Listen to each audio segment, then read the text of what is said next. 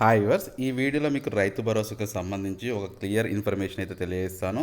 So వీరికి cut చేయబోతున్నట్టు ఈ పద్ధతిలోనే వేస్తామని చెప్పేసి మనకి న్యూస్ రావడం జరిగింది. బట్ మనకి రైతు భరోసాకి సంబంధించి వచ్చిన న్యూస్ మీకు క్లియర్గా ఎక్స్ప్లెయిన్ చేస్తాను. ఎవరికి కట్ చేయబోతున్నారు, ఎంతవరకు లిమిట్ పెట్టబోతున్నారు, ఈ వీడియో ద్వారా మీరు తెలుసుకోవచ్చు.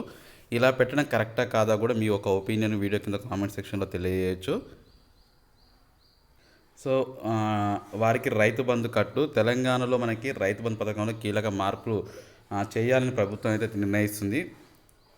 అధికారులు, ఉద్యోగులు, ప్రముఖులు, భూస్వాములు, వ్యాపార వర్గాలకి నిలిపివేసే దిశగా కసరత్తులు అయితే చేస్తున్నారు. అంటే ఉద్యోగులకి, ప్రముఖులకి, భూస్వాములకి, వ్యాపార వర్గాలు ఈ 5 కేటగిరీకి సంబంధించి చూసుకున్నట్లయితే వీళ్ళకి అనవసరంగా రైతు బంధు వేస్తున్నాము అని చెప్పేసి ప్రభుత్వం భావిస్తుంది. దీనిపైన కసరత్తు కూడా చేస్తుంది. త్వరలో మనకి మార్గదర్శకాలు అంటే వచ్చే వానాకాలం అంటే ఇప్పుడు మనకి వానాకాలం రాబోతుంది కదా, అమలు చేయాలని భావిస్తుంది. రైతు బంధుకి 5 లేదా 10 ఎకరాల పరిమితి పెట్టాలి అని చెప్పేసి భావిస్తుంది. ఒక పర్సన్కి 5 లేదా 10 ఎకరాలు లేదా ఒక రేషన్ కార్డుగా ఇటువంటి నిర్ణయాలు అయితే తీసుకోవడానికి ప్రయత్నం అయితే చేస్తున్నారు.